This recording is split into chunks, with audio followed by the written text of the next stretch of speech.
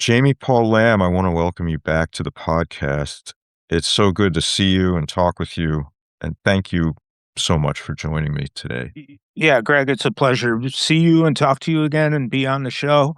Thanks so much for having me. Yeah, absolutely. It's my pleasure. Yeah, Um, for those who may not remember or don't know you already, could you just briefly remind people who you are, what you do? sure. Jamie Paul Lamb. I have a website, jamiepaullamb.com. I should probably spell it Jaime, like Jaime, Paullamb, all one word. So there's going to be two L's in there in a row. Jamie Paul Lamb at Hotmail, or wait, that's my email. JamiePaulLamb.com is the website. So yeah, I'm a professional astrologer. I read tarot. I'm a Freemason. I'm in the Rosicrucian order. I do a Golden Dawn group.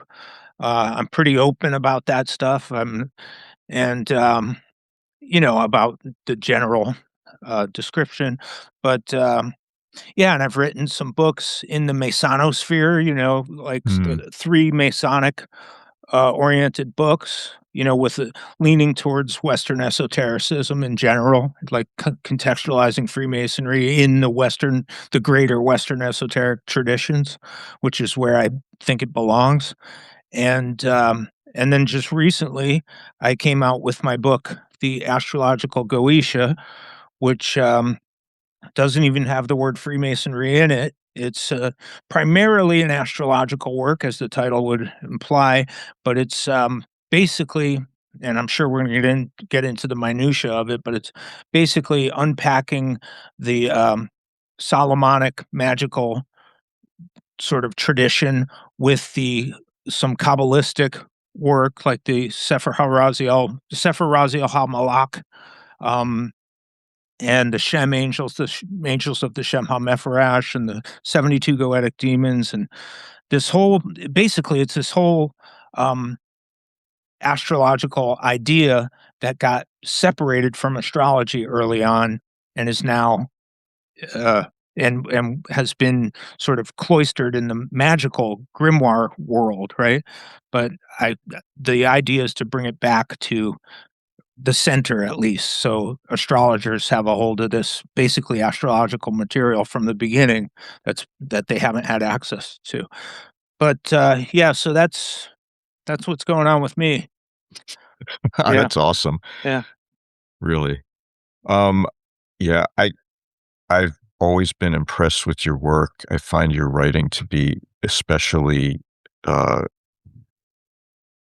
like you write very well and eloquently, and also it's like I find your insights are really great, and I feel like this newest book kind of continues in the same way, just in its sort of different sphere. Um, could you remind me again? Did you say that this sort of like astrological work that you've is this like a restoration, would you say, or is this like bringing together things that maybe should have been together before but weren't? Yeah, I'd say a little bit of both. I mean, both of those mechanisms are engaged. It's Mhm. so yeah, I think it's just that when you look at the Solomonic grimoire tradition, let's say the early modern, well, all the way through, there's that whole Solomon Magus tradition. Right. And of course, I came at this through Freemasonry initially Mhm. because Solomon and his temple figure so prominently in the work of the craft. And if you dig a little beyond the Masonic and biblical um, Solomon, you start to find the Solomon Magus tradition, which is Yes. which is positions him, and this is early on. This goes back to like the Testament of Solomon, which is like first, second century piece of apocrypha, really, and it says Solomon was a an exorcist and a controller of demons, and he used these demons to build the temple. And there's all manner of sort of Egyptian, Christian, uh, Jewish, sort of Chaldean figures, Greco-Roman mythical figures kind of in this work. It's very syncretic, it's very Alexandrian, like Mm. Hellenistic Alexandria, where which is that whole milieu that it sort of sprang from. So you do get this, some flavors from the Greek magical papyri in there, and in this early Solomonic Magus tradition, Solomon Magus. And that kind of flows into uh, early rabbinical literature, like Talmudic literature. You find this motif of Solomon as a magus and an exorcist, and it kind of weaves through the apocalypse of Adam, through um, the Arabian Nights. There's some allusions to this, and Mm. very plain, like uh, depictions of Solomon as a magus and an exorcist, even in the Quran, in surahs 72 and 27. If I only remember those because 72 is such a prominent Mhm. number in this scheme. Mhm. Um, those talk about Solomon being, they call him Suleiman ibn Dawood, Solomon, son of David, Mhm. and he's a magician and an exorcist in the Quran. And we do get a little taste of that in regular scripture where it says, he had wives who were, Phoenician or Carthaginian or something, and there was some worship of Tanit maybe, or some entity, I forget which. Um, and I think he got in trouble with Yahweh for that. And then, so that Solomon Magus tradition goes all the way through antiquity, through the sort of Perso-Arabic tradition, all the way into um, late medieval, or maybe sort of all the way up to the Byzantine and the fall of the Byzantine and the Hygromantia, which is the magical treatise of Solomon. Mm. And then you see it kind of through the early modern grimoires like the Lemegeton, the Mhm. Key of Greater and Lesser Keys of Solomon. And that's kind of, so there's people like Thomas Rudd doing this Solomonic magic, probably Ebenezer Sibley, maybe even William Lilly. These, Mhm. your typical Elizabethan angel magicians, who are doing this goetic stuff. But as you read in uh, Skinner's Goetia of Dr. Rudd's Mhm. Goetia, Mhm. um, he kind of reconstructs how Rudd and his contemporaries, angel magicians, were doing goetic work, yes, but they were weaving in the angels of the Shem HaMephorash, which is like which is where it gets interesting because we have this Solomonic tradition, which is demonstrable. I mean, you could see it in the literature. It's nothing I'm making up or anything. There's Right. a progression of this Solomon Magus tradition. But on the other side, so that would be the sort of the Goetic side of things, the Solomonic and Goetic side of things. On the Mhm. other side, you have this sort of Mosaic Kabbalistic thing because Moses in Exodus, I want to say 14, 19 through 21. Exodus 14 verses 19 through 21, three verses. Um, it's the part where he does the thaumaturgical or the wonder working of parting the Red Sea. Mhm. Right during that part, there are three verses there. Each of those three verses have 72 letters in them. So this did not escape the notice of Reuchlin. What was it? Johannes Reuchlin, maybe Johann You're Reuchlin, right. Yeah. and Kircher, Athanasius Kircher. Mhm. People like that in what are they? Early Renaissance, late medieval. Yes, and Reuchlin's teacher was Pico, Oh yeah. and so Pico probably got it from his teachers, Hmm. who were medieval Kabbalists from Spain. Yeah. So, yeah. Yeah, so that Shem tradition, you know it better than I do. No, Um, I just know just that little piece of it, but yeah, yeah, I know you're a Pico guy. yeah. Um, so, um, yeah, so when Kircher and, Reuchlin get a hold of it, they notice the, 3 lines of 72 letters. They Kabbalistically or exegetically kind of turn that into a thing where you read those verses as they say boustrophodonically, which mean as the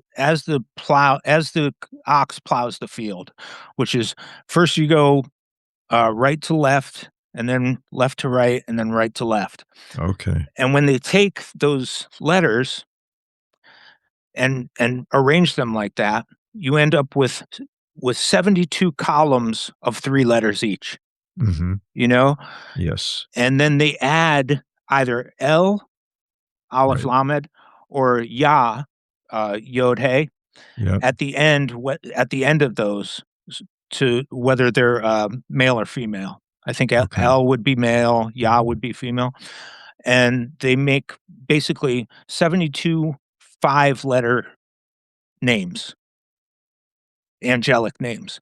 And this is the genesis of the Shem angels, which of course they retrospectively cast onto the Exodus event, the Red Sea event.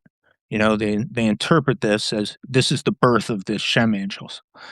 So, who helped him perform that wonder Mhm. working, that Right, act right. of thaumaturgy, Mhm. and so that's this sort of mosaic Kabbalistic end of things, going through Kircher and Reuchlin, and then into, you see it in the Golden Dawn uh, tradition.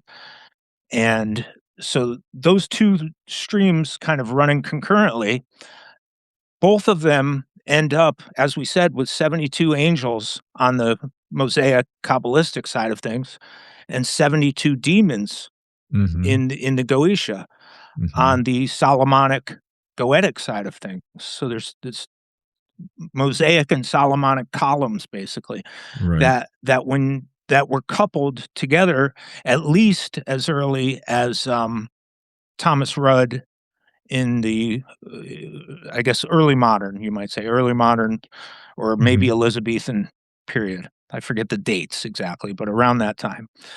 And so they have been in the beginning sort of astrologized, right?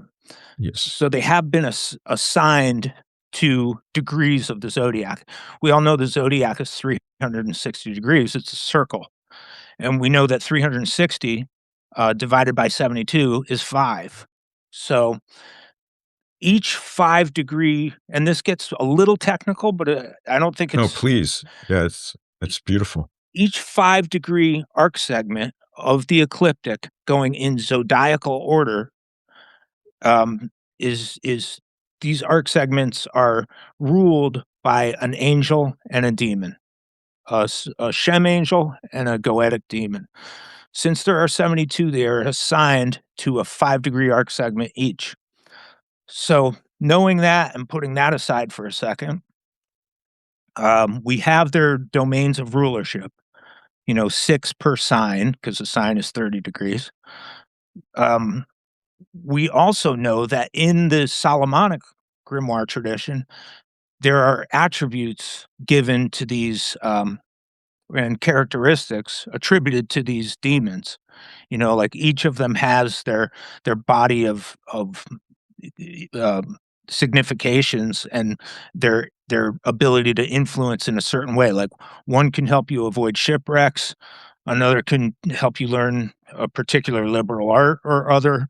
The Mhm. other one could help you find lost things. They have abilities that they can help Yes. with the operator, like Solomon used them to build the temple. So Exactly. Yeah.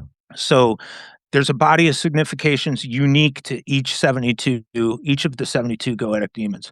Now, on the Mosaic Kabbalistic side of things, each of those Shem angels in the Sefer Raziel HaMalak, sorry, um, the book of the angel Raziel the king, I think it is what that means, Raziel HaMalak. Mhm. And in that work, each of the angels is given also a body of significations, you know, things that they can help with, things that they could do, and Mhm. some more sort of esoteric qualities as well that are Mm. interesting, right? Mhm. So now we know a couple of things.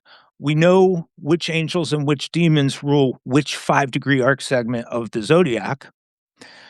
We also know that each of those angels and demons have a body of significations and attributes, right? Mm. Now, here's where it gets interesting is that to my knowledge, and I've studied this deeply, right? I wrote a book about it. I mean, I've been studying this for a long time. Mhm. I have never found anywhere in the literature anybody saying using this in an astrological context. I've never seen anybody say, "Oh, my Venus is in this quinary, this 5-degree arc segment. Mhm. I should see what the angel and demon how they're influencing my Venus." You know what I Yeah. mean? If my Venus is in this, and I was doing this like 7, 8 years ago, just instinctively. I was like, okay, Mhm. I know what arc segment this demon rules. I know what arc segment this angel rules.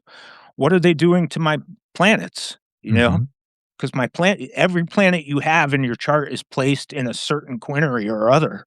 Right. So, what are they doing to my planets? And would you believe, like, I've scoured every resource I could find and found no example anywhere in the literature of anybody applying this astrologically.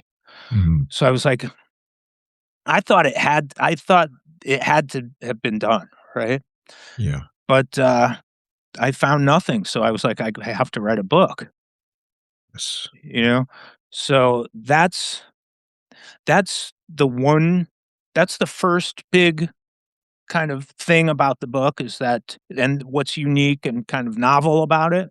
Because as Yeah. I said, this is established stuff already, but it's never been put together astrologically because this this astrological mechanism or these two astrological mechanisms have been divorced from the astrological world. They've been in the keeping of the grimoire tradition and the Kabbalistic and the Solomonic magic domains away from the astrologers, right? Yeah. So I'm kind of trying to bring that back to where it can be used astrologically, which hopefully can inspire both camps, the magical and the astrological, Mhm. to because those two things sort of inform each other. To do a proper Absolutely. magical operation, you have to elect a certain time astrologically to do it Yeah. if you want it to have any efficacy. And for the astrologer, they might want to, there's a lot of resources there demonically and angelically to bring into their and when I say demonically, just to clean that up, a demon, I mean it in the older neutral sense, not the Linda Blair, demonic possession, Pazuzu sense of things, Mhm. And Mhm. I think your listeners would definitely know that it's Yes. not to demonize the idea of the daimon or the daemon. Mhm. Um, but, yeah, so that's the first big chestnut, the first, kind of, big picture in the Mhm. book. There's another one that's a little more philosophical that I didn't even know until I was writing, like, the conclusion of the book, like, I think it's the ninth chapter, um, where there's conclusions, basically, and that's when it dawned on me that and I gotta set this up a little. Interrupt me whenever. No, no, no, please proceed. Um, Thank you. this is the second big uh, message, and it's sort of a Trojan horse message because, like I said, I didn't even see it until I was wrapping up the book, and I was like, "Oh my god!" There's a staggering sort of philosophical um, uh, problem that arises from this, right? Hmm. In Mhm. the philosophy underlying the astrology. So we know that, and this is to our friend's question. Our friend had a question.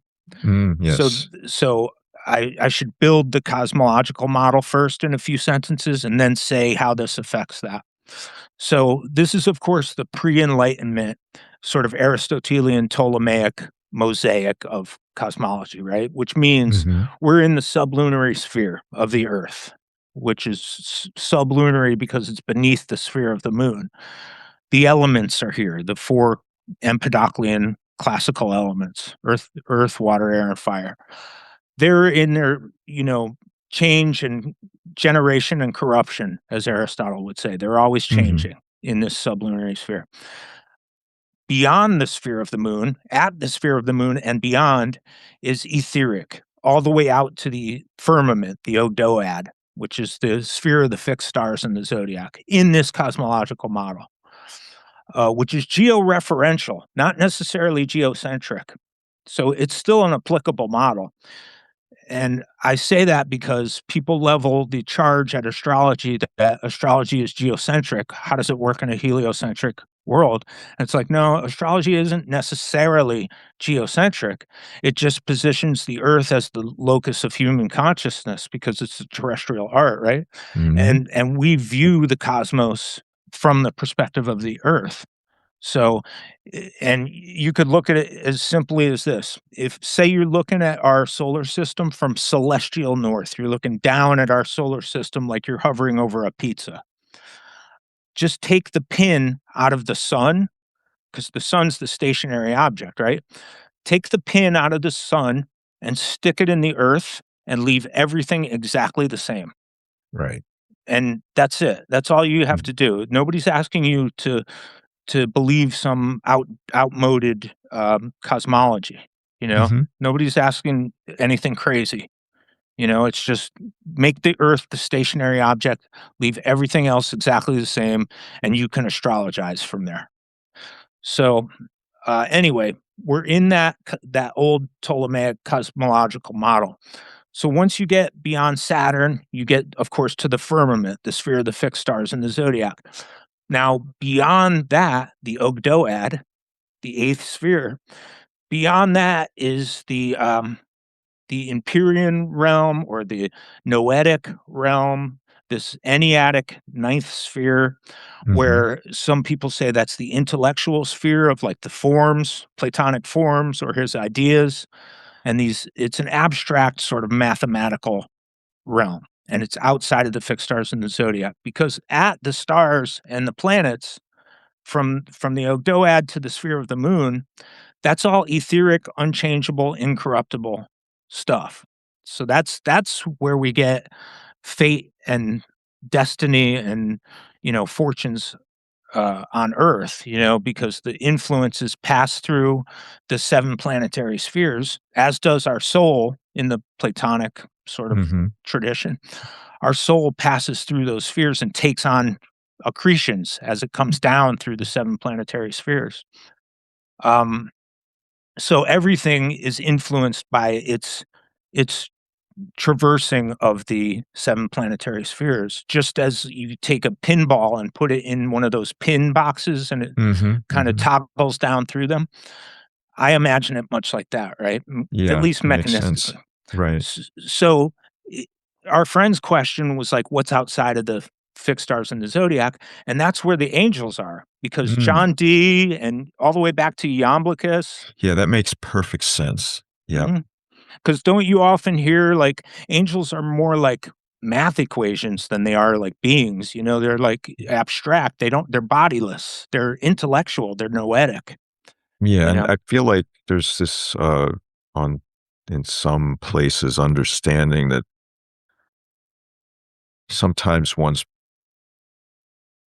perception of angels takes the form of, like, colorful and geometrical sorts of figures that are not static, Right. I guess I Yeah. would say. Yeah. Very noetic. Very intellectual. Mhm. And but demons, of course, are don't penetrate the Ogdoad. Demons are from the Ogdoad down to at least the aerial and fiery spheres. Mhm. So, because there are planetary demons, there are stellar demons, there are decanal demons, but these are all Ogdo, og, sub Ogdo, if I can make a word, sub Ogdoadic. They're all beneath Yeah. the Yeah. Ogdoad. So they're in between the sphere of the moon and the sphere of the fixed stars. That's where all the demons are.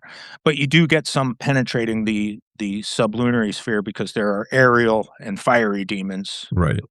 Unless you choose to call all elementals demons, which you can, and in that case, you have gnomes in the earth, Sure. Yeah, right. but and salamanders and all that. Mhm. But anyway, so that's the kind of cosmological model, and then of course beyond that is the one or the whatever the prime mover or whatever your deific sort of father Mhm, figure mhm, mhm. is outside of that noetic place in the sphere of the one or Yeah, being. that makes perfect sense, yeah. So just like Pseudo Dionysius with his angelic hierarchies, they would start right outside the Ogdoad. You'd go through those 9 angelic hierarchies, and then you have God, Yod He Vav He, outside of that. Mm. And there's lots of cultures have, something like that model, and that model was worked for everybody for like 1,500 years, a lot longer than our current, you know, It's still cosmological it model. still works for some people, I think. Works for me. I mean, Yeah. so, so yeah, so here's that second big I had to build up for that second big insight that happened at the end of the book. So, when we astrologize all the way up to this point, we do that from the perspective of the earth out as far as the Odoad, but not beyond that. We astrologize by putting the planets against the zodiac, Mm, and then the mhm. houses are the terrestrial sort of activity of that. So we've got the Yeah, astral essence and the terrestrial energeia or activity, right? yeah. And that micro macro sympathy between the two, the celestial and the terrestrial. All of this occurs inside of the Ogdoadic sphere. So all the Mhm, planets and stars and the earth is all inside encapsulated in that Ogdoadic sphere, concentrically. mhm. So now, since we're dealing with angels, since we're astrologizing on the angelic plane, we've punctured the Ogdoad and we're in the noetic sphere. Right. So, what does that mean? So, if you think about that, the gravity of that is we now have the ability to astrologize outside of the Ogdoad, and it's brought in this angelic, noetic, intellectual element, Mhm. this supra mathematical element or meta mathematical element into astrology, which I've seen no previous example of. What that means, I have no idea. I don't even conjecture on what that might mean. But I want to read you the last sentence in the book, which I think sort of encapsulates this idea. Um, in chapter 9, Astrology Beyond the Ogdoad, I talk about this at the very end, and this is the last paragraph, if you don't mind. Yeah, please. Uh, Since the quinaries make noetic astrology possible, and the intellectual plane is not subject to the fates and fortunes of the stars and planets, we are now confronted with a pre-causal astrology.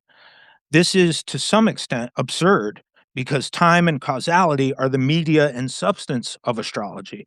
Yet here we are, having stormed the zodiacal gates and torn back the celestial curtains of the firmament, we stand before the cosmic maw of eternity, the first time upon which all subsequent eternal recurrences have been patterned with angels as our guides.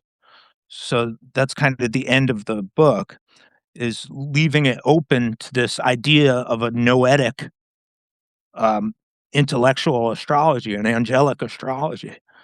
That's And beautiful. to me, that was like, and like I said, that was like the last thing that I wrote in the book, and it was like it just kind of like dawned on me. I think that's significant. Absolutely, yeah. So Not only significant, but, like, so beautifully expressed and understandable that it's I mean, this is why I love you and your work. I feel like your discourse explaining it and the insights are quite mind-blowing. I don't know about other people listening or watching their experience, but I feel like I understand astrology better now than I ever have in my life after hearing this. Yeah. So thank you for that.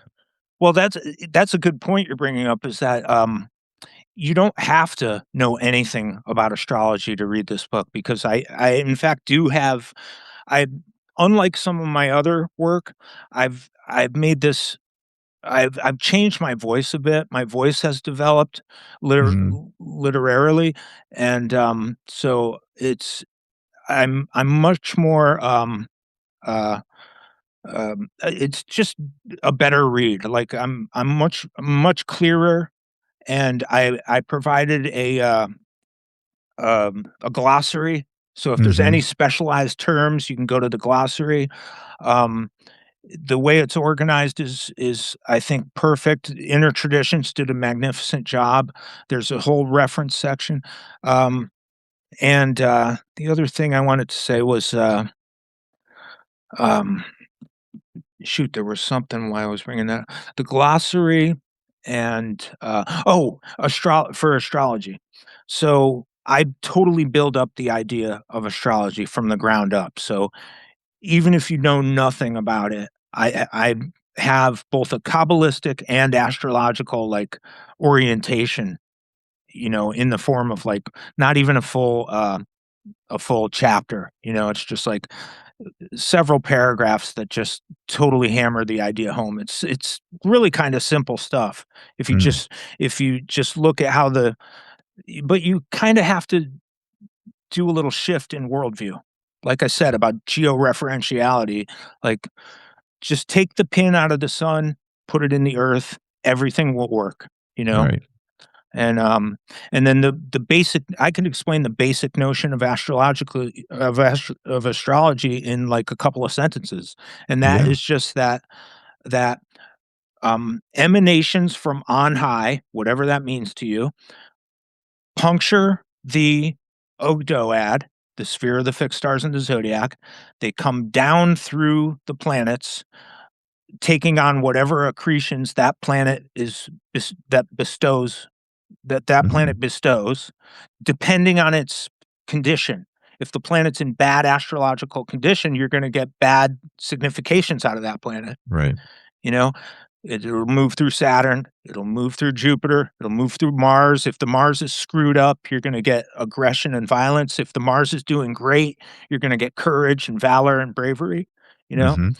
and that happens at all the 7 planetary spheres, depending on the condition of the planet at the time the soul or the idea or whatever it is coming down through those planetary spheres down to the earth, it's taking on these accretions.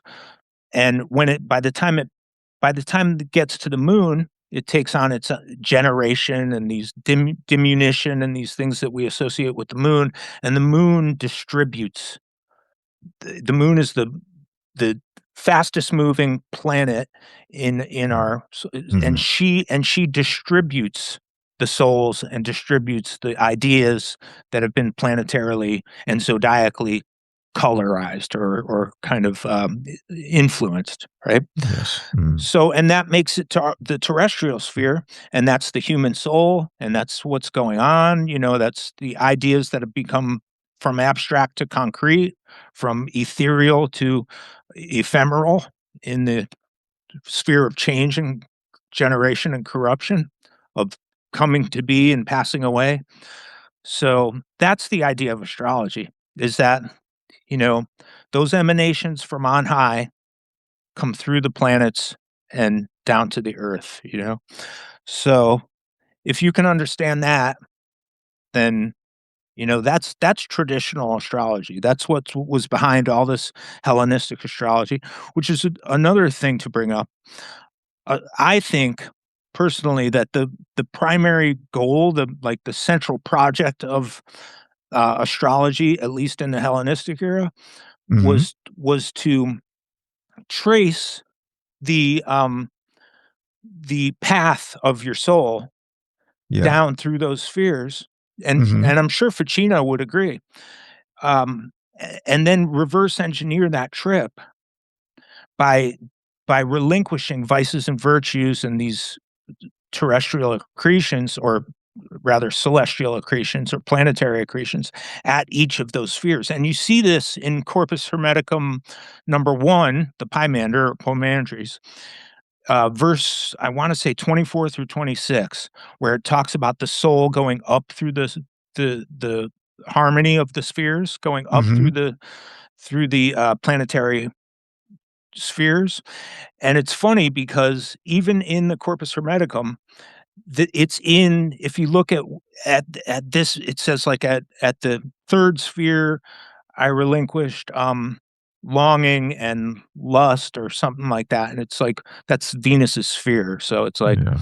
and it does that, where the soul deactivates these vices or passions at each of the spheres, and it does it in the Ptolemaic or Chaldean order of planets. So it starts at the moon, then Mercury, then Venus, then the sun, then Mars, then Jupiter, then Saturn, and then finally into the Ogdoad. And then also later in, well, I don't know if it's later, but also in the Hermetica, like I think it's the discourse on the eighth and ninth. And it's called the discourse on the eighth and ninth because it deals with the eighth sphere Oh, right, and the okay. ninth sphere, Yeah, the Ogdoad and the Ennead. yeah. So, so that's like the end of that journey that we first took in the Poimandres, and it ends in the discourse on the eighth and ninth.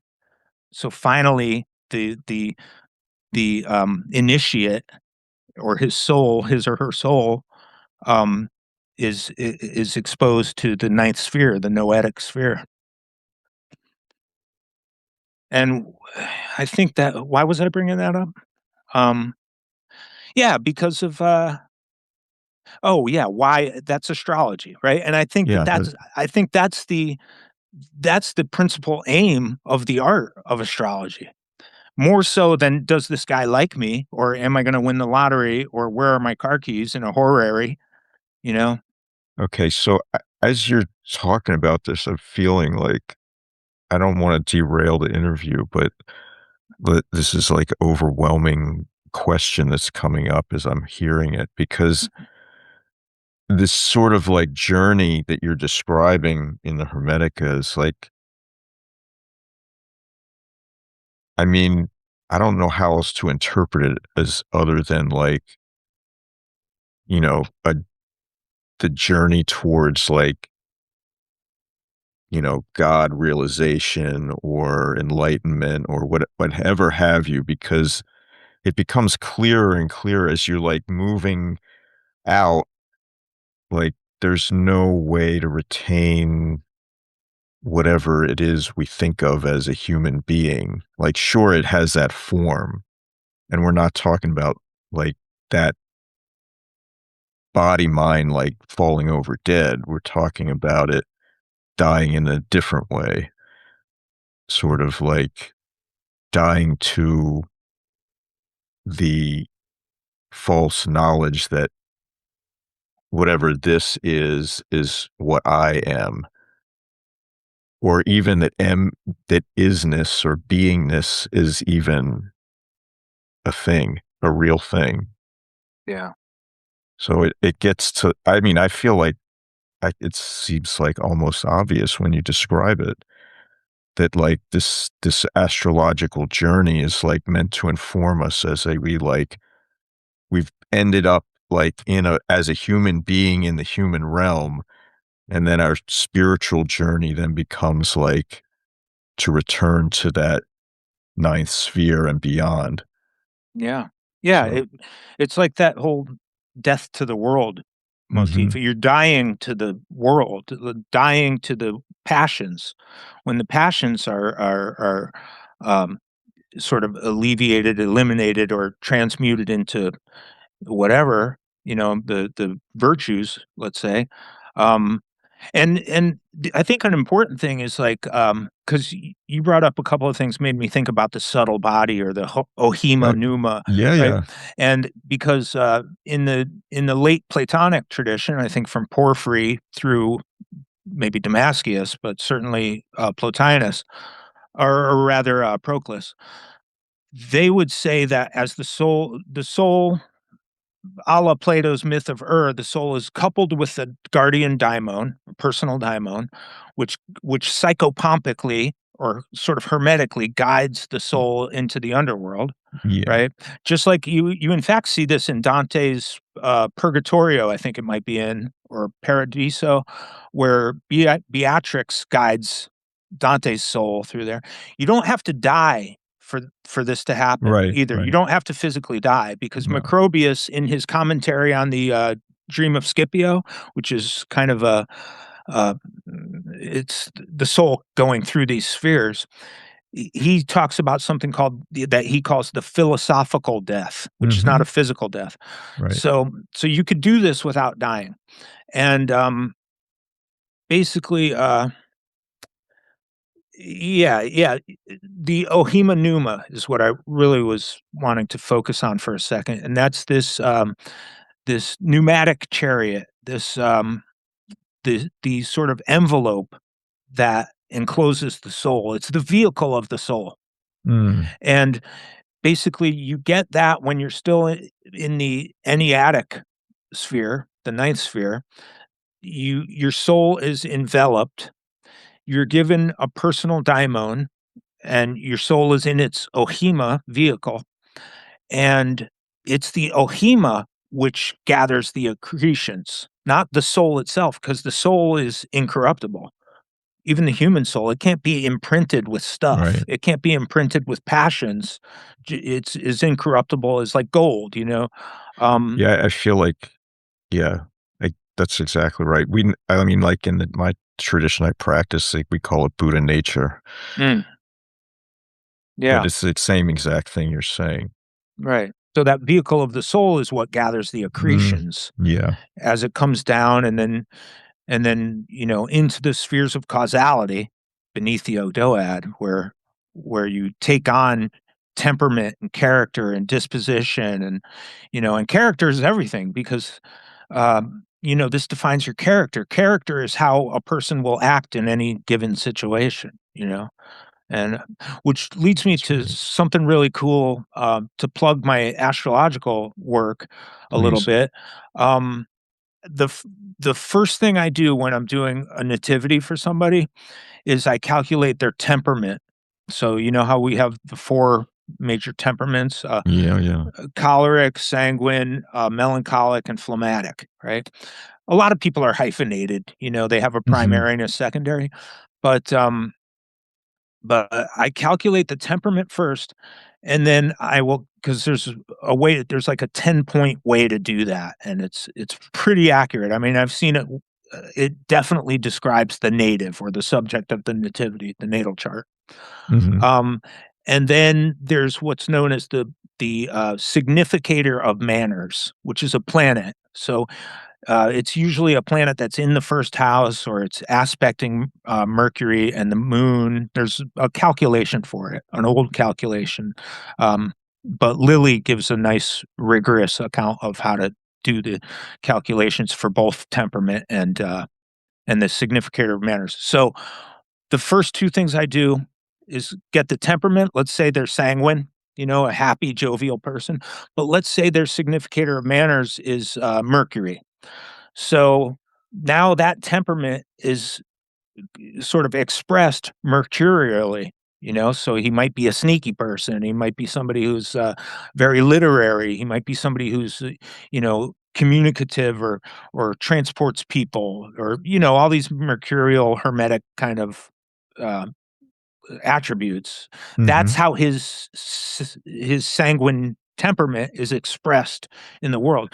So Wow. whereas your typical astrologer, modern astrologer, might just say, "Oh, your sun is in Aries. So your sun's exalted in Aries, and that tells you something about your sun." It's pretty simplistic, right? Yeah. And to say somebody's an Aries is to say, "Oh, you're one of 12 people." Oh, there's only 12 personality types, and you're one of, it's like very zodiacal and modern, right? Mhm. Whereas when you have a temperament and how it's expressed, then you start looking at the planets. You already have an idea of your native, before you even start any of that stuff, you know? So you can take that native who has a sanguine temperament and a mercurial expression of that temperament, or a hyphenated temperament, you know, they're sanguine melancholic and Mhm. they have, you know, Venus as their significator of manners. You could take that native and then start putting them around the houses and look at their Yeah. planets. That seems like it would be so much more insightful. Yeah, because who are you moving through the houses if you don't even know who the native is? Once I learned that, I was like, "How was I doing astrology before this?" Wow. You know? But, it's I hesitate to talk about this a lot though because, A, nobody's doing that, nobody that well, I think, what's her name? Dorian Greenbaum, I know she does it. Mhm. It's Lily's method though. It's, in the 3rd book of Lily's Christian Astrology, and it's not really Christian astrology, he just called it that so he wouldn't get killed. There's no mention of Jesus Christ in the whole thing. Not that that would be a bad thing, but, anyway, it's called Christian Astrology. There's 3 books. The first one is basic astrological theory. The Mhm. second book is horary, which is what everybody knows Lilly for, his horary technique, which is Yeah. question-based interrogational astrology. But the 3rd book, which nobody talks about, is his natal technique, and he's got the best natal technique because he does temperament, he does significator of manners, and then he goes into the houses, whereas people would jump right into the chart first thing. Yeah, yeah. So, yeah, I just oh, Fascinating. so that's another book idea is why I hesitate to talk about it Yeah, yeah, sometimes, yeah. but, yeah, I But got it 2 more ideas for the future, that's but, great.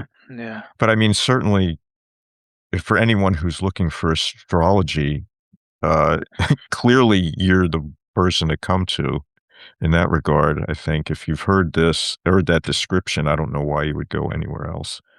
Well, I mean, a lot of people have their own angles to offer, you know, if you're into Vedic astrology, you're into Jyotish, you're into Hellenistic astrology. Like, my thing is kind of just say traditional astrology because it's Mhm. pre-enlightenment. You know, Yeah. 1700 is kind of the year everything sort of ends.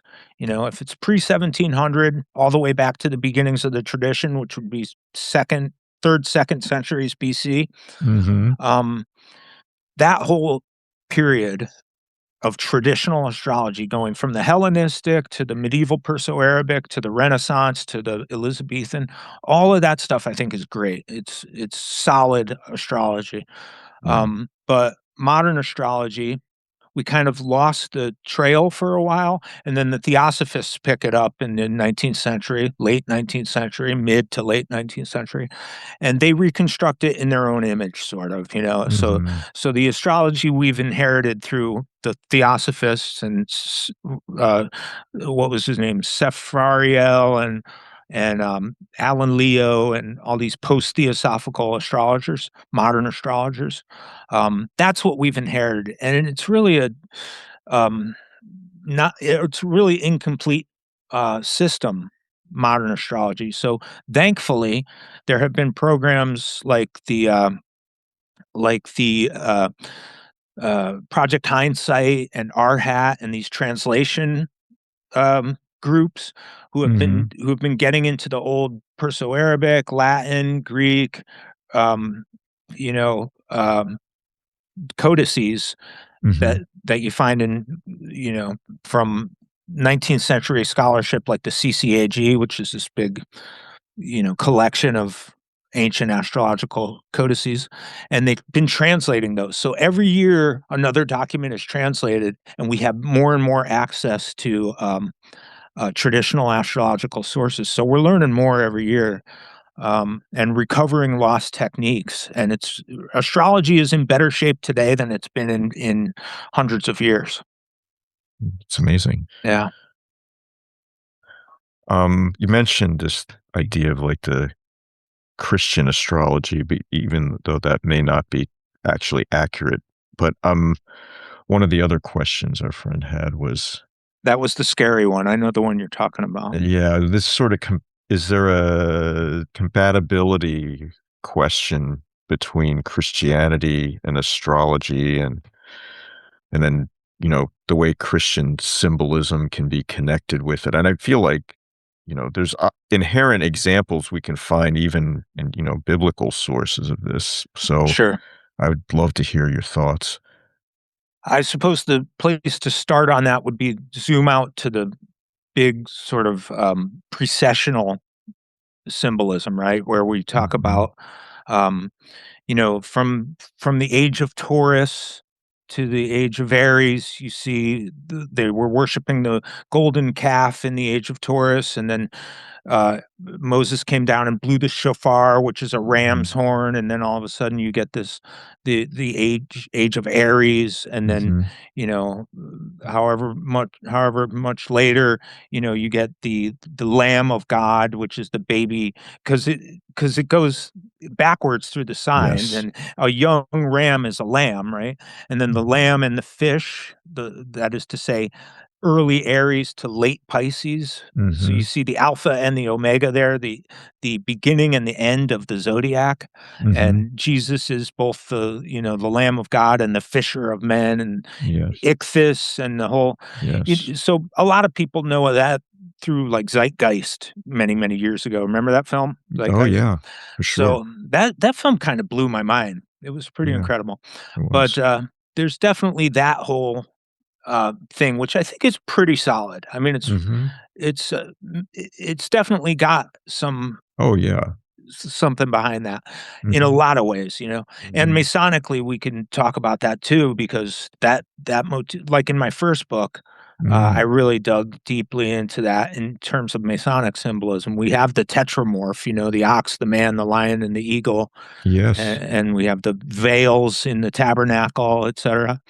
So and the royal arch, the royal arch of the heavens. And Yes. now, in terms of the Christian idea of these things, yes, you get things like meet me in the house of my father.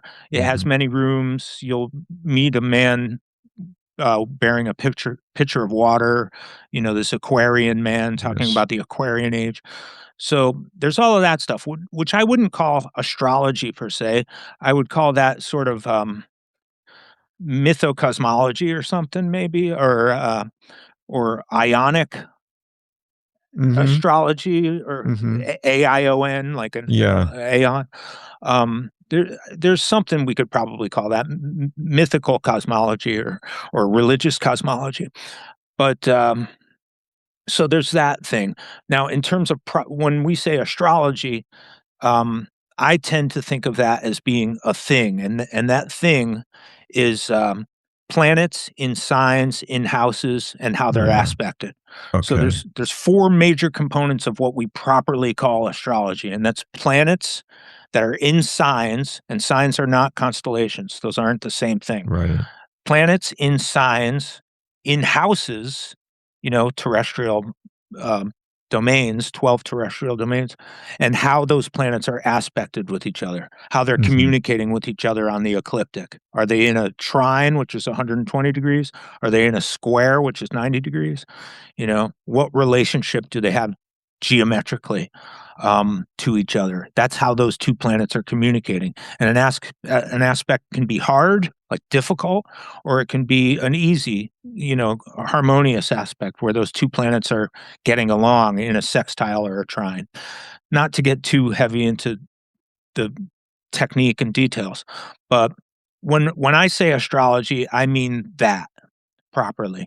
Um, Now it does get fuzzy around the edges. Like you do get proto astrology, like in Egypt and Mesopotamia, um, dynastic Egypt and Mesopotamia, because that's more Omenic. In Mesopotamia, it was more of an Omenic kind of mundane Mm. system, where they didn't necessarily, until the very end, start looking at it in terms of natal astrology and planets in signs. Although they Hmm. did have those pieces coming together by the time of Babylon and getting closer to the turn of the millennium there, that millennium. Hmm. Um, and then in Egypt, they had timekeeping and the decans, and it was more temporal, right? But they did have the idea of the horoscopos, which is the ascendant. So Mhm. Egypt and Mesopotamia contributed these proto-astrological elements, which came together in Hellenistic Alexandria. And then around the third or second centuries BCE, that's where you get proper horoscopic astrology. Mm. Tropical horoscopic Western astrology starts there. Mhm. Now, in terms of Vedic and Jyotish, um, because a lot of people, I only bring this up because a lot of people talk about the antiquity of Vedic and Vedic astrology or in any sort of Indian astrology.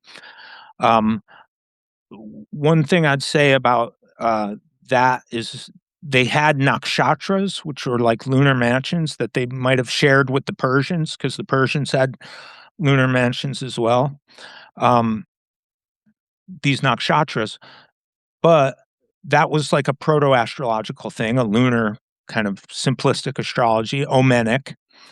But in Alexandria, once they learned how to navigate the trade winds of the Red Sea and they were able to navigate to the Indian subcontinent, they brought documents, astrological documents there. I'm not sure when, probably around, the first century CE, maybe. Mhm. They brought documents there, and one of them, the um, the Indians called um, the Vedic, who would become the Vedic astrologers called it the Yavana Jataka, and the Yavana Jataka means nativities of the Greeks. It's what the Mm. word means. So the basis of Vedic astrology and Jyotish is based on this document called the Nativities of the Greeks, which Mm. they got from uh, trade from Alexandria. Fascinating. And I think, and this is not me making stuff up. This is David Pingree talks about this. Chris Brennan talks about this. Mhm. A lot of, I mean, this is the common notion of Jim Tester. So a lot of people, um, it's a common notion now, Mhm. you know. But not that I'm trying to diss anybody's astrology. No. I'm just saying, don't say your astrology's 432,000 years old when it's not. That's Valid. That's valid. you know what I mean? I do, Because, yeah. but yeah, I just there's so much richness in the tradition, So and much, yeah. and I just get stoked on it again and again, Well, and it's oh, thank you so s much for sharing your knowledge of it. yeah. There was one other thing, if I can, Please, please. um, kind of a shift, a digression here, but, I was thinking recently, and I think you'd find this interesting, about how some people this is a real shift, how some people can well, let's take it from they can see the value in astrology or alchemy or theurgy or magic or something. They could see the value in that. Maybe they psychologize it, maybe they don't. Will certainly do it some on some level. Yeah, so maybe they do both. Maybe there's an objective reality that they consider that their aperture is wide enough to accommodate, or they or psychologize it, and it's certainly psychological on some level. It's astrology can be said to be a proto psychology to some Yeah. extent because psyche, the soul, the study of the soul, and if you're studying the soul going through the seven spheres, that's a psychology, right? I mean, I feel like all ancient systems of knowledge on like that we're talking about of like initiation or mystery schools or like Mhm. magic, they understood psychology far better, I think, than we do today. Sure. Yeah. Well, they had a holistic view of it. We have a Yeah, materialistic view. right. We have a nihilistic view. Nihilistic, yeah, I agree. Yeah. So, yeah, reclaiming that enchantment, which is another thing our friend was asking about, Yeah, yes. which is kind of where I was going with this is, Mhm. to his point, something that has become more and more valuable to me, more and more important. It's kind of centered in my, I've tried to center that in my personal practice, um, that that there are some people, and this might sound goofy, there are some people that could see entities and ghosts. There are some people that could see um, Yes. UAPs and UFOs. There's Yes. some people who are sensitive to other things. Mhm. And yes, it's subjective, and no, they can't prove it to me. But is it worth considering that their soul or their intellect or their understanding, maybe through just whatever means this happened, maybe they had a traumatic experience, who knows? Um, Maybe their aperture is wide enough to accommodate experiences that that I having grown up in, you know, Western civilization, modern Western civilization, disenchanted, materialistic, positivistic, nihilistic. I've grown up with Popeye and TV dinners and striped toothpaste Mhm. and Yes. all Yeah. the things, right? And so I have this kind of dead weights and measures Cartesian worldview, Mhm. you know, which is maybe on the cusp of this relativistic kind of quantum thing. But I think we're at the other end of the sort of pendulum swing where around the Copernican revolution, around the Enlightenment, we saw the wholesale disenchantment of the West, the worldview, the anima mundi, the soul of the cosmos was exorcised, like you Mhm. would exorcise a demon.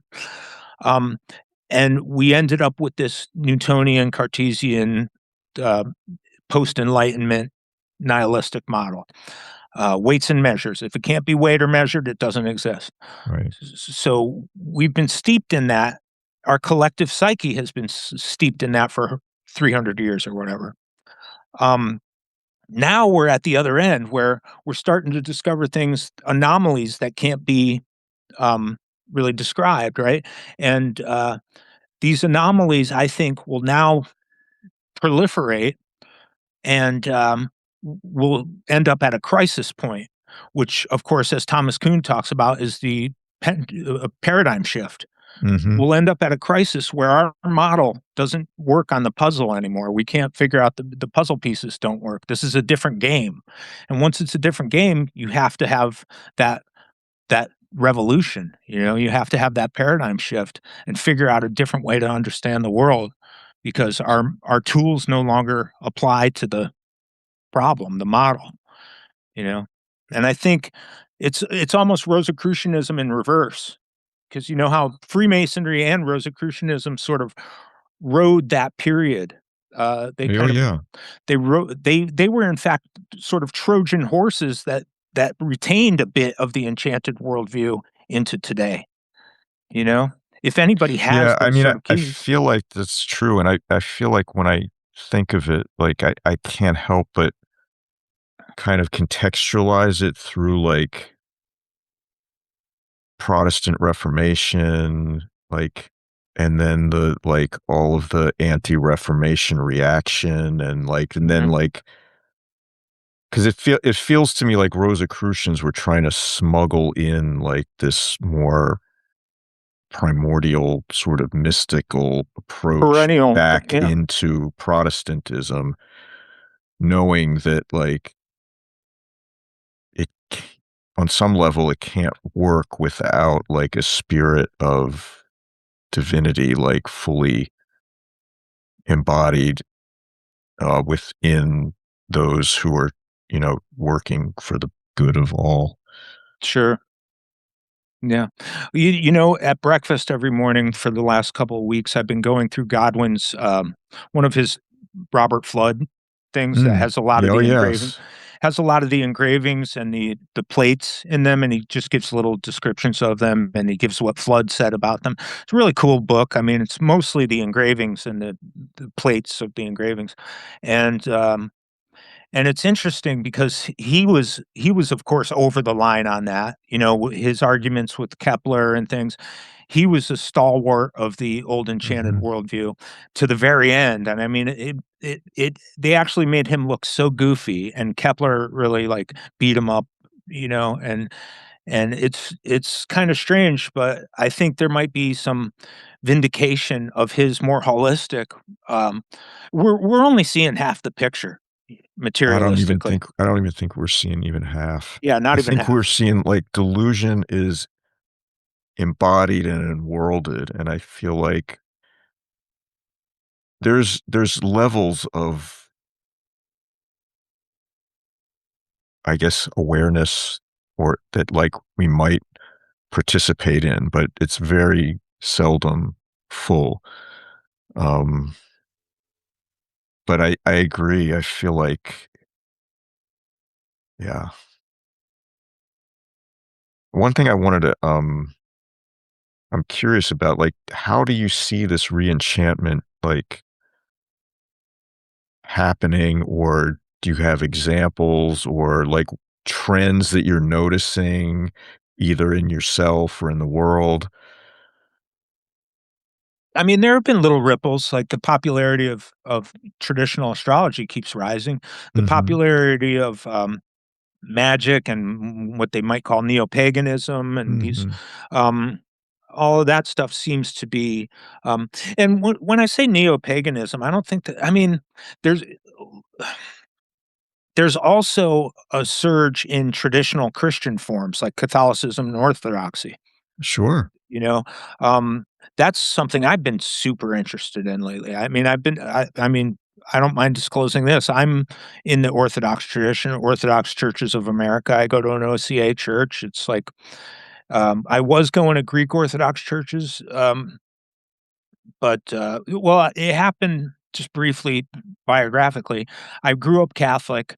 That kind of fell apart on me. I spent a decade or so without any sort of, I was into philosophy and things like that, but just no religious thing per se.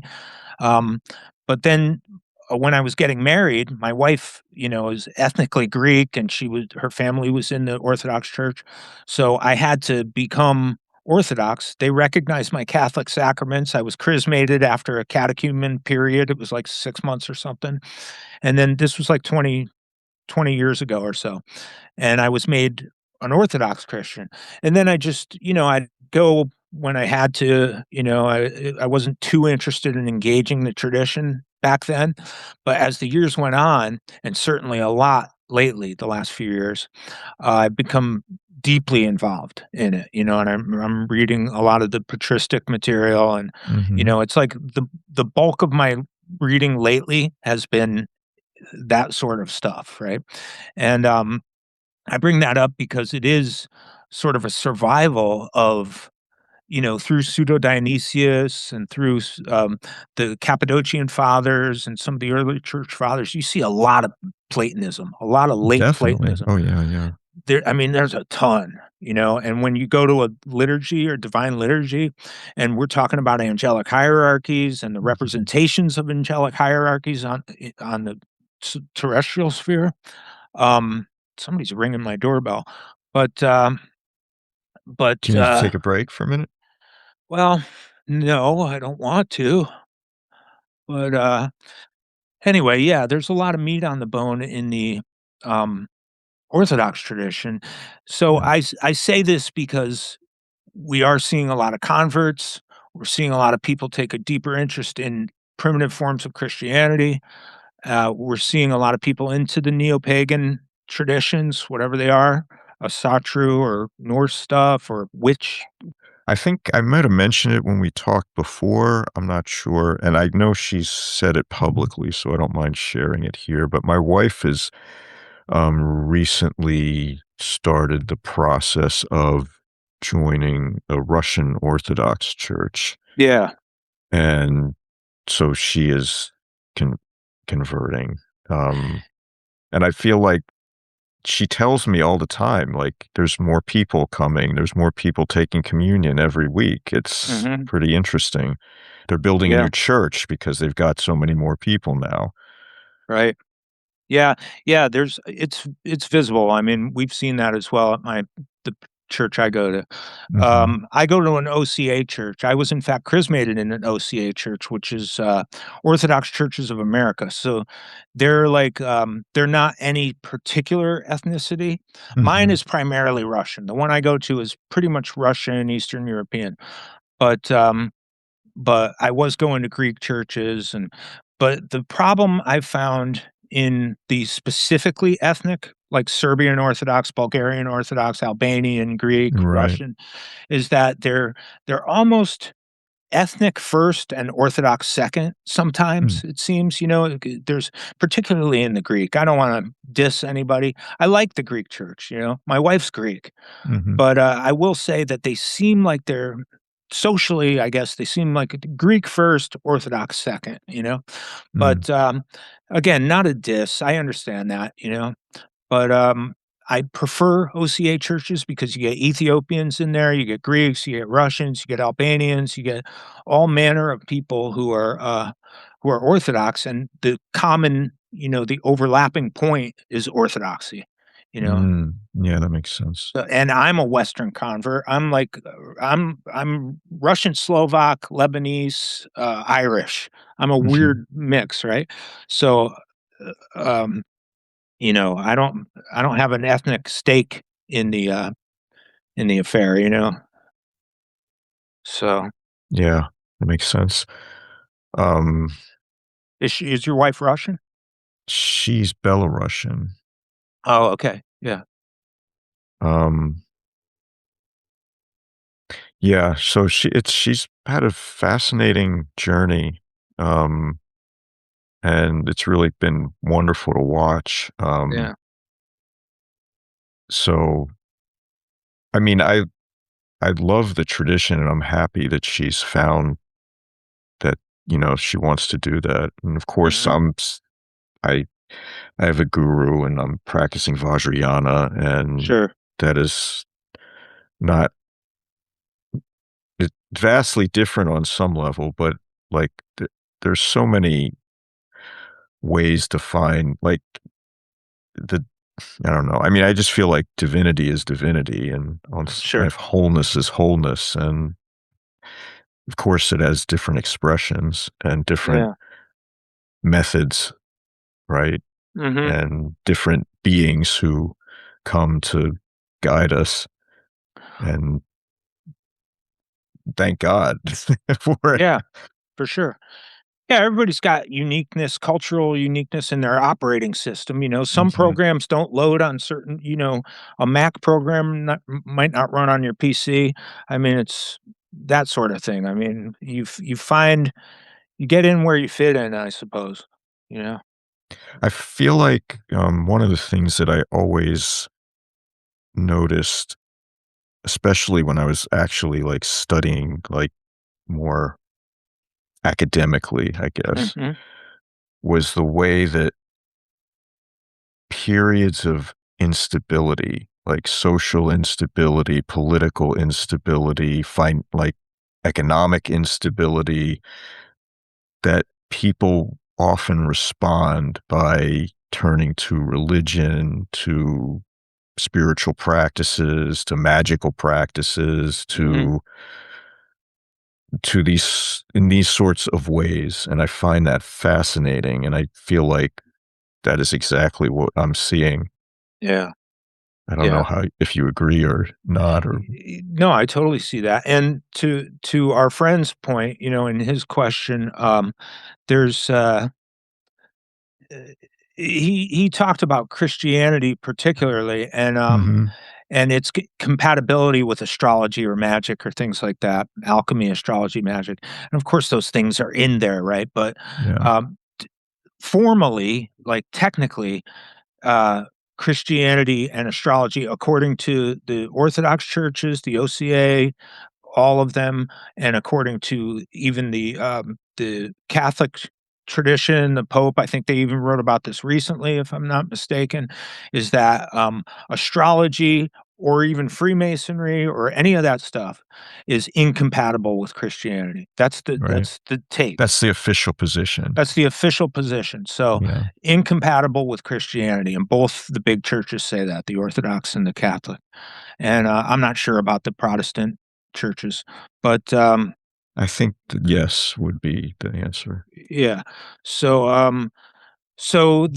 I mean, I guess the thing is, I'm not sure how I feel about that. I'm not sure.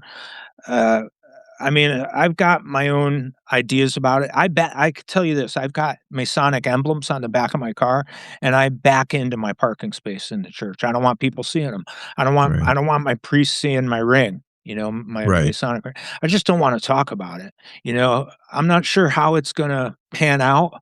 I'm not sure what might happen in a year. I mean, I had a friend recently, a very good friend, very super active Freemason, who just had to walk away because he was Catholic and his wife was Catholic, and he was like, I had a he friend exact same thing. yeah, and Yeah. I knew another 1 or 2 who did it because of orthodoxy, walked away, you know? And I don't know, Greg, I mean, if I'm there in a year, that could I mean, I don't know if it I mean, it's something that Well, I I guess what I would say is, and I'm coming from a tradition that, like, fully embraces magic, like, wholeheartedly, right, but what I'd say is, if you're following a path, better to follow the path, like, exactly for real as best you can rather than being like, uh, some sort of, like, picking and choosing your right, methods and, like, because ultimately, if we and this I know this because I used to do this. If we're our own teacher or spiritual advisor, we know we have a bad one yeah, because we know, like, we're lazy on some level. We have preferences for our preferences, and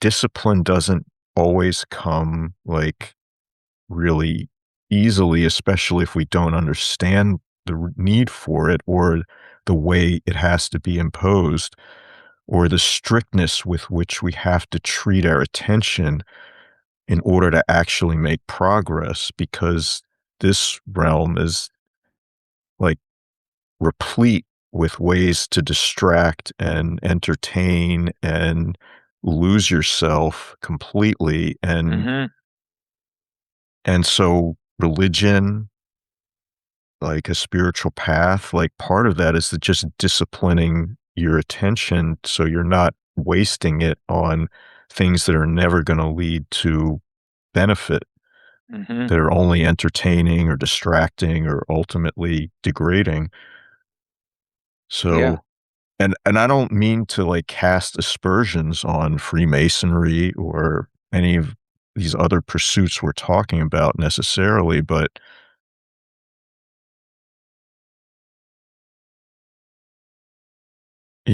I guess it depends what the person wants. right, Like, do you want to know God or divinity, or do you want to know yourself? I guess this is yeah, what it comes down to. And some might say, well, those are the same thing, but, if you suffer, then clearly they're not. right. Yeah, there's a crisis there for everybody to confront. I mean, uh, and how bad is the pain, I guess? I mean, pain can be a great motivator. Um, there was something I have So, put yeah, aside. or longing as well. Yeah, for sure, for sure. There's something, this little thing, can I read this thing from, Please. Saint Isaac the Syrian, 7th century? He says, he says, uh he was talking about the passions, and he says, "Someone has said of the saints that while they were alive, they were dead. For though living in the flesh, they did not live for the flesh. See for which of these passions you are alive. Then you will know how far you are alive to the world and how far you are dead to it." And that really struck me, like it was like emotional. And it's like, but fits the astrology so well, you know what I mean? Mhm. It's like, Well, because that's what we're doing. That's what the planetary ascent is. There are 7 vices, 7 passions, well, 8 in some earlier things, but I mean, there are virtues and vices and they match the planets, so it's like, it's hard for me to get out of, like, I don't wanna I mean, it's just a mode of understanding the truth, but I don't wanna, I like, jive myself either.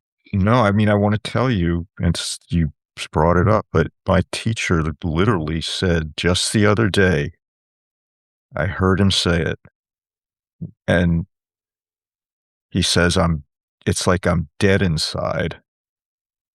Mm, He's like, mm, "I'm dead inside." And then he would laugh, like, uproariously, like it's y hilarious. yeah, And he's like, "You think that sounds bad, but it's not." And I know right, him to be an enlightened being, so I know what you're saying, what Saint Isaac says there is 100% accurate, yeah, because then he turns to his, fully enlightened disciple, and she's like, "Yeah, I'm dead inside too." right, And then yeah, they just laugh to each other, and it's quite something to behold. yeah, yeah, it's So beautiful, it is. So, but that I think it I don't know, as human beings, I think we kind of like underestimate what's required to actually do that, you right, know. It's not easy. But like if we can't sacrifice our interests and preferences that don't have to do directly with that, then it's like there's no way to do it. right, yeah. Well, and going back to enchantment, it's a Mhm. difficult thing to absorb, difficult thing to I mean, look at the just intellectually what you'd have to understand to and then forgetting that and bringing it down to a more, um, or up to a more, kind of, emotional sphere or I don't know. I tend to over intellectualize stuff anyway, and I'm a like systems kind of I like mechanisms, I like models, Mhm. I like you No, me know too. and I'm very medieval in that sense because you know how the Mhm. medieval tendency was to tidy things up and organize things and create Yes. systems, Yeah. and I feel very sort of scholastic in that sense, but that's something that Aristotelian kind of um, methodology, I guess, has appealed to me. But I'd like to widen that. You know what I mean? To include, like we've been talking about, widen it Yeah. to include. I would love to be able to believe in aliens and Bigfoot and stuff like that. Like eh, not to the point where it's like crazy, but what is that? I don't know. It You like mean like having sort of like the openness of like not having a conceptual sort of like pre-belief about what is and isn't possible. exactly. Yeah. I guess that's a saner way to put that. Um, yeah, like, But being that would able to also involve much more things than just UFOs, Bigfoot, and aliens. absolutely, yeah. I bring those up as, gonzo examples. Yeah, I mean, our culture appreciates those examples. So Yeah. the mystery presents itself as all manner of bizarre You're right. For sure, phenomena. for sure. Um, I'm curious how, like, because, okay, I guess just to like give this question some context, I feel like you just described sort of like your love and tendency to like systems, organizing, like sort of like breaking things down into like ever more sort of like digestible bits of information that can then be like made use of in beneficial ways, which is, I think, exactly what you do Yeah, so brilliantly. And then I see like there's like reaches a pinnacle, which we would call like brilliance of knowledge and expression and communication and the ability to convey information in an accessible and accurate way, right. no matter what it might be. and then there becomes like a second arc of this, whatever you call it, like the path of return, or Mhm. whatever it is. Right. This even like this sort of astrological journey of the soul, Sure. where it becomes, instead of like learning and doing and becoming, it's more like unlearning, undoing, unbecoming. Mhm. Um, and I'm curious, like, because I feel like our conversation is like highlighting the fact that I don't know if you've like reached that turn, or you're like seeing it in sight, but like I'm curious how you like feel and what you've learned like along this journey, like masonically, Sure. astrologically, magically, because it's been a while, and you have a lot of experience and knowledge.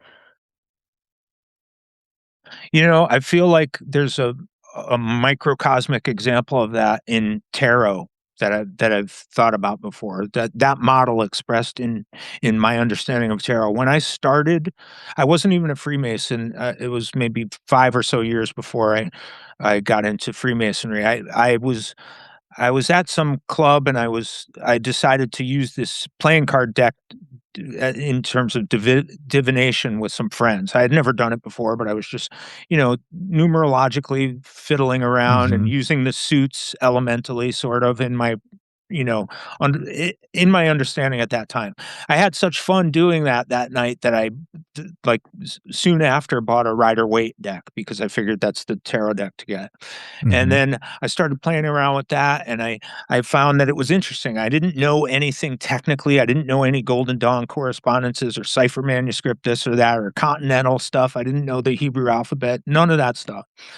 But I was just looking at the images and kind of feeling them out intuitively, and thereby letting the images kind of penetrate as on their own level, on their own terms.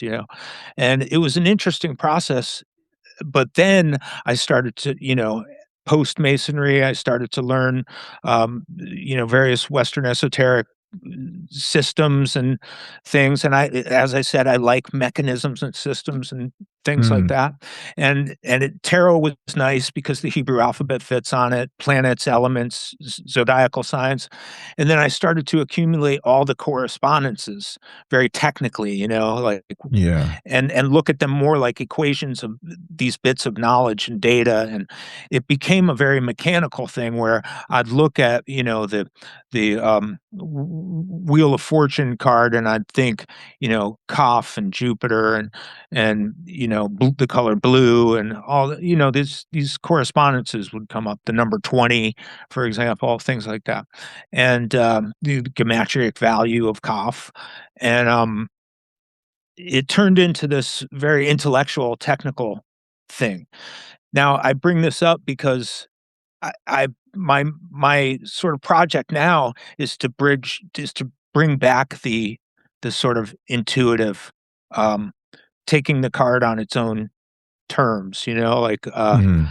de-intellectualizing it, and having it be more of a intuitive kind of thing. Yeah, I know it. Yeah. So I think that, and being at that fulcrum, which I'm not there, but that's kind of how I see the bigger picture of all of this stuff. There's a lot of data, there's a lot of history, there's a lot of neat, interesting stuff, Mhm. but a lot of art, there's just a lot of it. I'm attracted to the aesthetics of Western Yes. esotericism.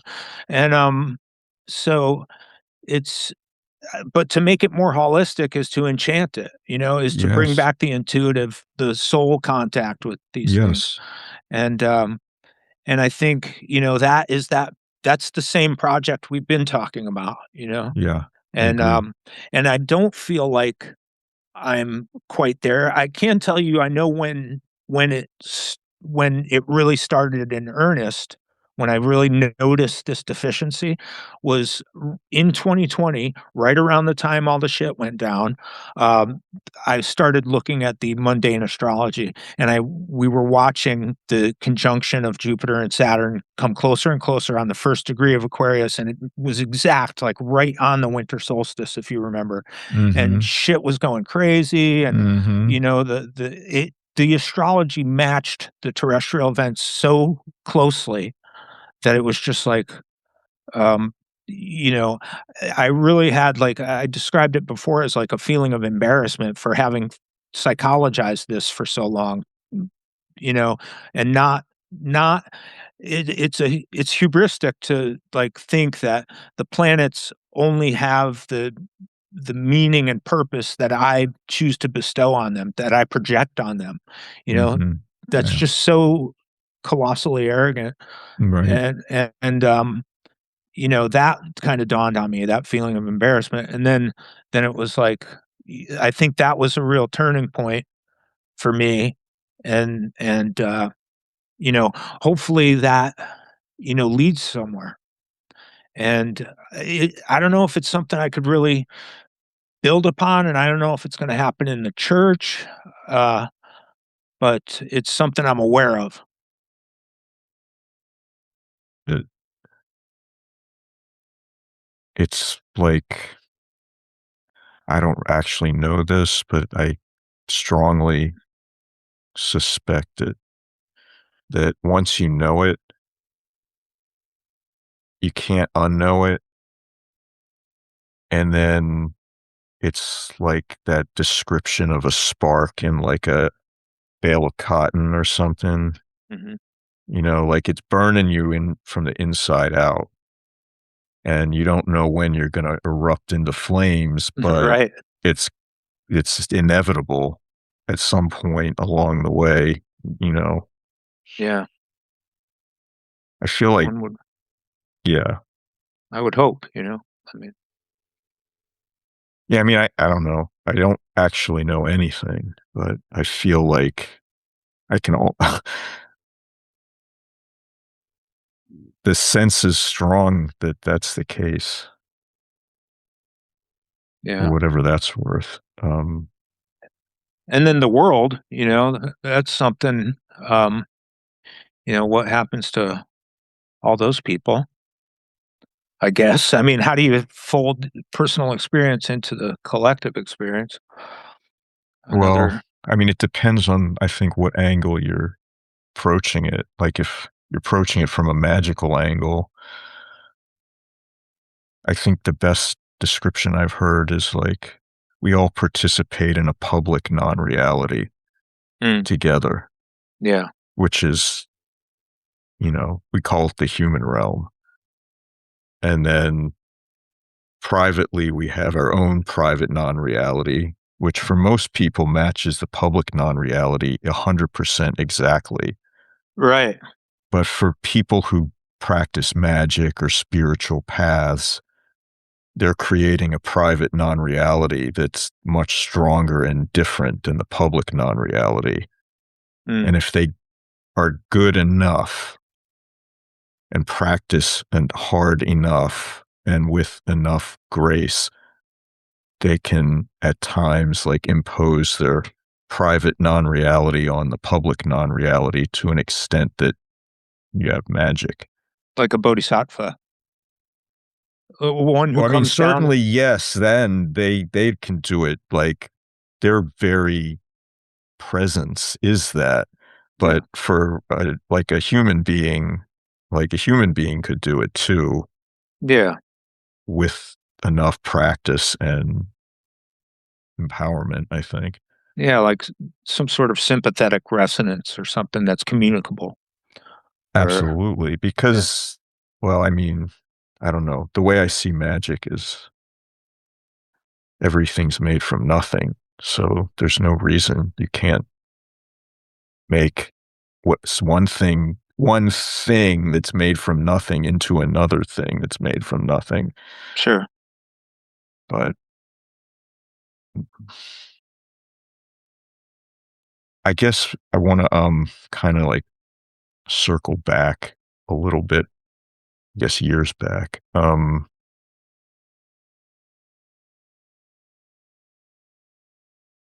Do you do you still like, are you still active Masonically? Yeah, in fact, I think, well, I've got stated communication tomorrow. I haven't been presenting as much as I used to, just because I gotta dial that back. My life was getting out of control. In fact, Mm. I had to just shut everything off for a few months, recent up until recently, actually. But, the incoming grandmaster in Arizona asked me to, be if I'd like to be appointed as grand organist, and I accepted that, Oh, so nice. I'm gonna be Congratulations. thanks. I'm gonna be grand organist for Arizona Grand Lodge, uh, at least for a year, Mhm. and,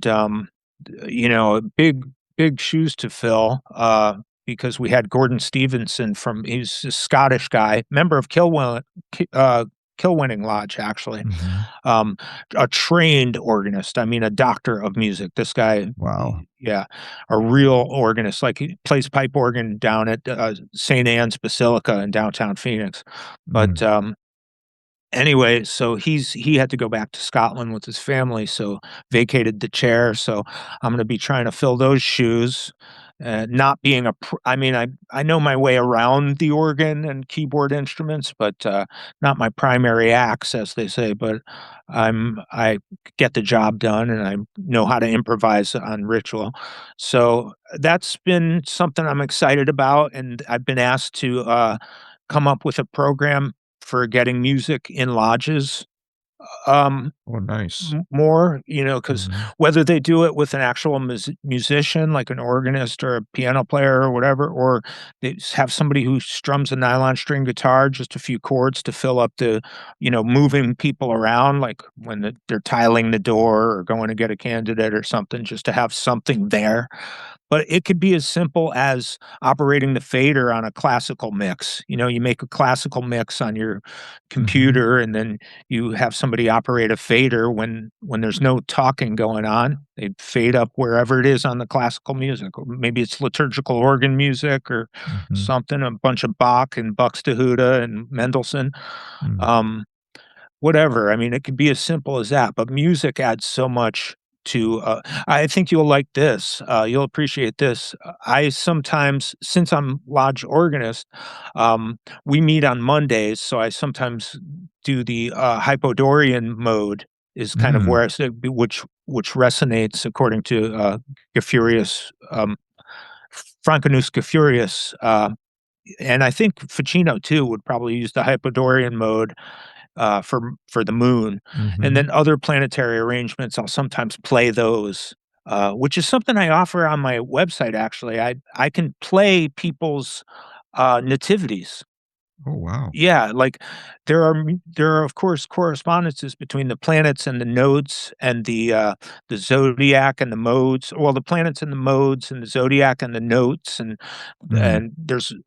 the aspect relationships, like 90 degrees, 180 degrees. These can all be translated, like, in a Pythagorean sense, to music. I mean, there are correspondences stretching all the way back to antiquity. So and all the way through the Renaissance and beyond. So Nice. I sometimes use those to, magically imbue the Masonic ritual, and I use that same methodology. I have a harmonium, like a Mhm. kirtan harmonium, Yeah. and I use that for, when people ask me to, hear the sound of their nativity, the sound of Oh, their natal chart. nice. Yeah. So I make all my notes, and then I improvise a composition based on that melodic and harmonic material and rhythmic That's material. so cool. Yeah, so I do like a 5-minute plus, MP3. I think I charge like $60 for that on my That's site. beautiful. Well, I'm Yeah, obviously, your website will be linked prominently in the yeah, show notes, along with your new book, The Astrological Goetia, The 72 Keys to Angelic and Demonic Astrology from Inner Traditions. yeah. Um, just that's amazing. Like, continually impressed by your skills and, I feel like it's not only that, it's the fact that I feel like correct me if I'm wrong, but, like, you've mostly you kinda, like, taught yourself a lot of these things or, like, figured them out on your own. You have this quality where you seem like you are very, like, self-directed and, like, were able to, like, acquire knowledge, without needing to go through, the normal routes that people seem to have to do. Well, it seems very slow and tedious and frustrating from my perspective, like I think it's been a excruciating process. I mean, it just in terms of like, for instance, when I'll read a book that is some serious material, like the patristic stuff I've been reading, Mhm. or like the Neoplatonics. Like I just read Schlupp's Proclus, which Proclus is Wow. notoriously difficult. Yeah. His understanding Proclus. And what I'll do is I ruin books. I can't have nice Yeah. things because I highlight in them, I write a ton of marginalia, and I just shred books. And then after I read it, I go through it again and look at all my marginalia and highlighting, and I transfer that to a spiral notebook. So it's a tedious, aggravating, and But crucial, like slow, um, process for me. but at the same time, like, the results are undeniable. Like, your understanding of this stuff is so much more in-depth and complete, and it's quite astounding, I have to tell you. Well, I appreciate that. You should meet P.D. Newman. You I know have Newman. I mean, Yeah, I haven't met him in person, but yeah, I agree, like, yeah. I mean he's like,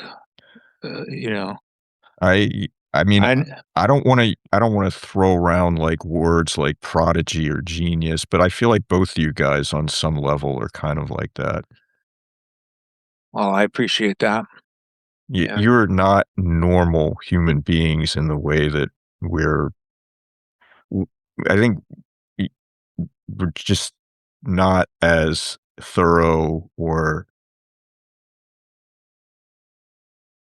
willing to put in the work yeah, mentally and time-wise and energetically, and I right. feel like, it's not that we don't try and we may succeed to some, lesser extent, but, your mastery of, like, this material, especially, like, the stuff we talked about today it's remarkable, so thank you so much, really greatly appreciate it, and just feel like this has been a brilliant conversation Yeah, because of your abilities and experience and knowledge.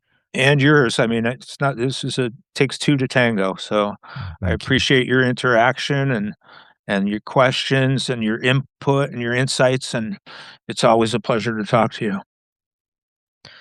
It's always a pleasure to talk with you as well, brother. And I want to just mention our friend again because it was really also like his inspiration um, that led to this conversation. Not that it Mm. wouldn't have happened anyway, but it was like it made it much more prominent and possible. So Yeah, I our want to friend, the Comte de Saint Germain. exactly. Yeah.